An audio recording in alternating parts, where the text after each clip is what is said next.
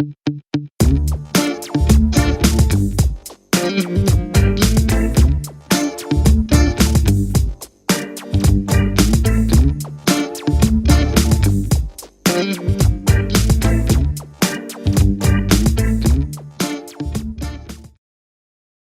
redor de todo o globo, diversos países davam eco a essas manifestações e diziam não ao comunismo. O Brasil também fez parte desse movimento. Os brasileiros assistiam à radicalização intensa que acontecia no país. Preocupados com a democracia e a soberania nacional, o povo decidiu sair às ruas na maior manifestação pública da história do Brasil. A primeira Marcha da Família com Deus pela Liberdade reuniu 500 mil pessoas em São Paulo no dia 19 de março. O nome da marcha e seus cartazes deixaram claro o seu adversário, o risco comunista. As manifestações espalharam-se por todo o Brasil. Ela é gigantescamente maior do que a Coluna Prestes. Ela teve 1,5 milhão de pessoas numa época que o Brasil tinha menos de 1/3 da população atual. Quer dizer, você imagina hoje uma marcha com 4, 5 milhões de pessoas. Ela foi gigantesca, foi um negócio assim pra falar, olha, nós não queremos comunista. Comunista tá fora. Django, pelo amor de Deus, ninguém quer esse cara. Tem fotografias de jornais de Santos, das pessoas dizendo, né, Santos contra Cuba, não é? Santos contra o comunismo. Sério, é esse tipo de cartaz. O Brasil, a cor da bandeira é verde e amarela, isso não é novo. E eles se reuniram, a Rádio Jornal do Brasil, a Rádio Tupi e a Rádio Globo. E aí vieram as estações do interior, aderiram a este programa diário, defendendo a democracia e alertando para o golpe que as esquerdas planejavam com o apoio do presidente João Goulart. O Brasil inteiro estava a favor de 64. Toda a imprensa, a igreja, todo mundo. E o Brasil sofria uma de suas piores crises. Greves sobre greves, ameaça de guerra civil, caos quase incontrolável, deterioração econômica e financeira, indisciplina invadindo os quartéis, inflação galopante, forçando para o alto, praticamente a cada semana, os preços de tudo. Foram momentos terríveis. O mundo num de seus melhores períodos de prosperidade. E o Brasil, uma triste presença entre as exceções. Apontado como devedor difícil, de chapéu na mão, mendigando apoio. Falava-se em matar, em fuzilar, em destruir. A união de pelegos e comunistas afiava suas armas. E tudo indicava que nos próximos dias, ou nas próximas horas, brasileiros se lançariam contra brasileiros. No norte, no nordeste, no sul, nas cidades, no campo, em toda parte. Foi no último instante, quase no momento derradeiro. E quando o país estava à beira da guerra civil, quase em pleno caos, alguma coisa aconteceu. E as Forças Armadas, elas próprias, mais do que ameaçadas, foram chamadas, praticamente intimadas, a cumprir a missão que o momento lhes impunha. Restabelecendo a ordem e livrando o país dos trapos vermelhos que ameaçavam sufocá-lo.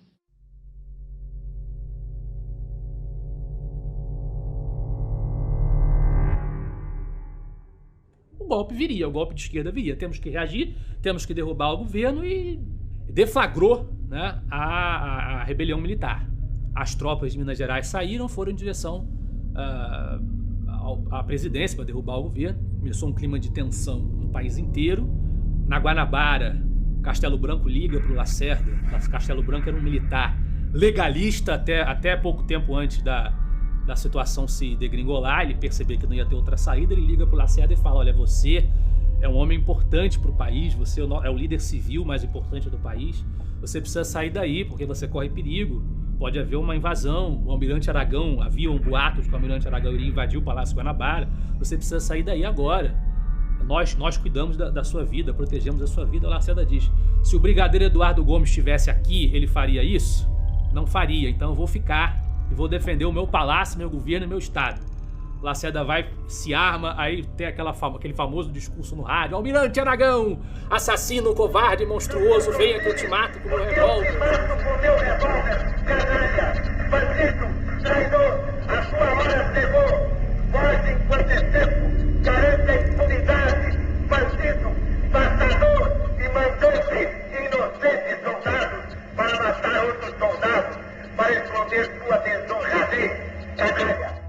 Então o Jango, que estava nesse momento no Rio de Janeiro, né, quando as forças comandadas aí pelo general Olímpio Mourão Filho vão se aproximando do Rio, ele vai para Brasília, depois ele vai para Porto Alegre. Em Porto Alegre ele tem um encontro com o Brizola, e o Brizola teria convidado para fazer uma tentativa de enfrentamento, né? Ele já tinha faz tempo, como eu já tinha dito, o Terceiro Exército junto com ele, e ele ficou com medo, né? Na verdade, ele tinha minoria do exército, ia ter realmente um derramamento de sangue e possivelmente o dele. Ia ser uma guerra civil, provavelmente, creio eu, ele ia perder, mas seria um derramamento de sangue lamentável na história brasileira. Então, assim, a sociedade estava toda pronta para o pior, né? E os militares tinham a percepção disso, né? De que assim, o país estava a um passo de entrar numa guerra civil. Então, é nesse momento que os militares entram. Que a Revolução de 64 foi feita para deter a nossa caminhada para Havana e para Caracas. Atenção! O senhor presidente da República deixou a sede do governo. Deixou a nação acéfala.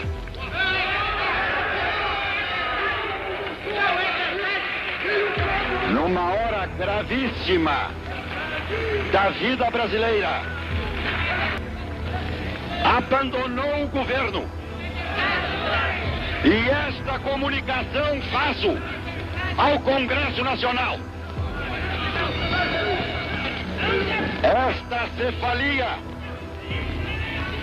Esta cefalia configura a necessidade do Congresso Nacional como poder civil imediatamente tomar a atitude que lhe cabe nos termos da Constituição brasileira.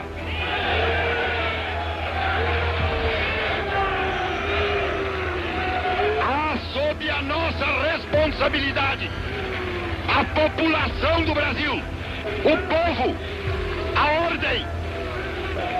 Assim sendo, declaro vaga a presidência da República.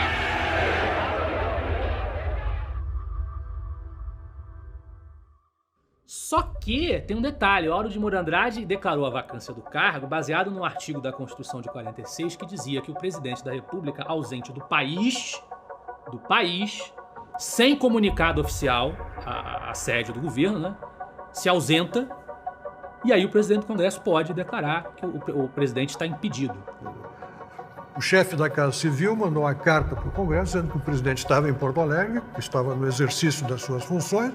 Foi lida e não foi acolhida a comunicação de que o país ainda tinha um presidente da República em território nacional. Olha só a situação que eles criaram.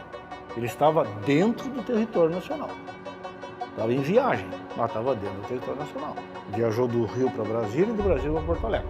Durante o voo de Brasília para Porto Alegre, ele foi exonerado do cargo. Então, do ponto de vista técnico, houve um golpe parlamentar ali dentro daquela sessão, que a Constituição não pregava aquilo.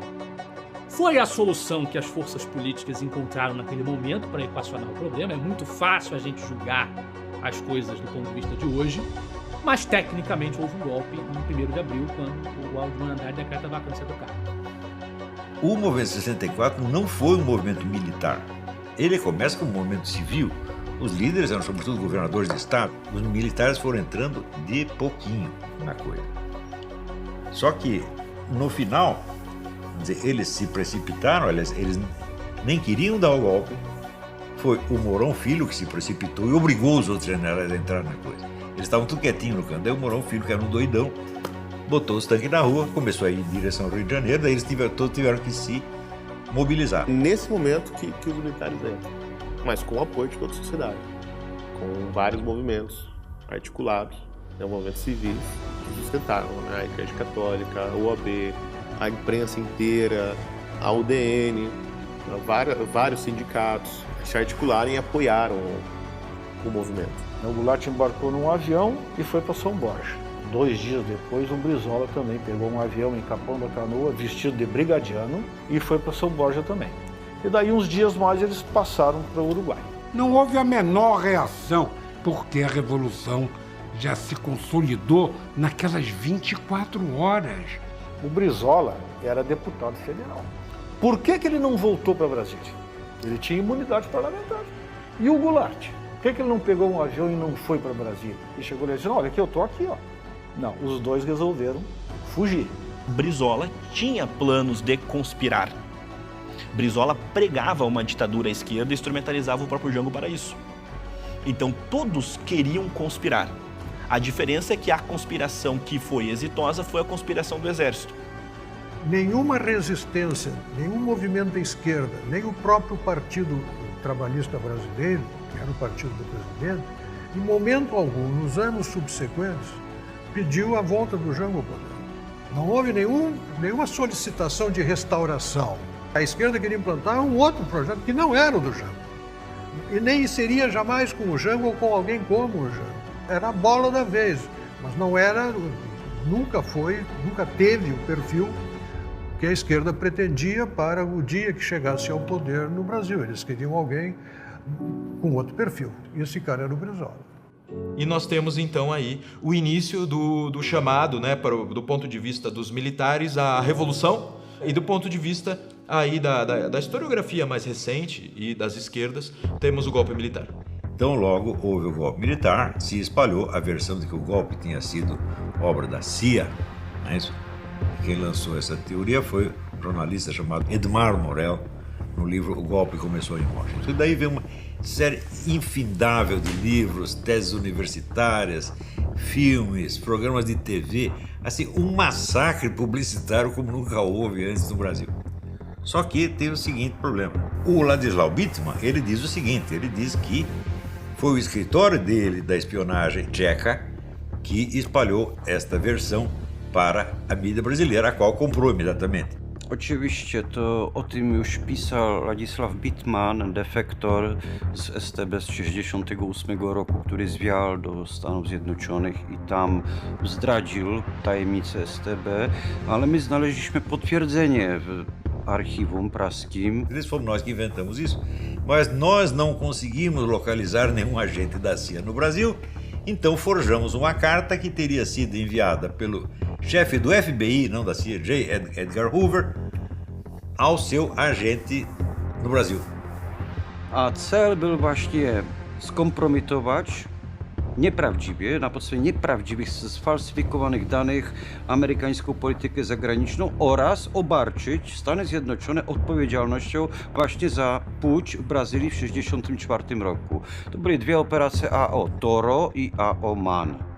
1000 vezes eu desafiei essa gente a dizer assim, então, se a CIA tramou todo esse negócio, então vocês, por favor, me indiquem o nome de pelo menos um agente da CIA lotado no Brasil na época. Nunca apontaram nem um único. Né? Então, quer dizer, toda a história da CIA é ficção do começo ao fim. E isto é vendido assim, por professores universitários, por professores de história, pessoas que aparentemente se dizem respeitáveis. Eles usam provas no sentido oposto, né?